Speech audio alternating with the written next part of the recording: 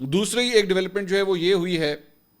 कि दोनों ममालिक के जो DGMOs हैं उनके दरमियान ये मतलब दोनों की अफवाज के अंदर जो है ये टॉप पोजीशंस के ऊपर जो ऑफिसर्स होते हैं उनका जो है वो आपस में राब्ता हुआ है। अब जाहिर बात है आजकल के तनाजुर के हवाले से जो है वो कुछ जगहों के ऊपर तो मैं कुछ जो अकाउंट्स है सोशल मीडिया के ऊपर मैं देख रहे हैं और जनाब राब्ता हो गया है, बड़ी हैरानकुन बात। DGMOs जो हैं वो आपस में राब्ता करते रहते हैं, ये आपकी इतला के लिए अर्ज़ है कि दोनों ममालिक के DGMOs का आपस में राब्ता होता है, बल्कि कभी कभार जो है वो हर हफ्ते ही होता है। लेकिन ऑब्वियसली हाँ, इंपॉर्टेंस इस बात के हवाले से है कि इस वक्त जो सूरत हाल है बॉर्डर के ऊपर और चीज़ों को डीएस्केलेट करने के लिए जो है आम तौर पे इन ऑफिसर्स का राब्ता जो है वो हमेशा रखा जाता है, ताकि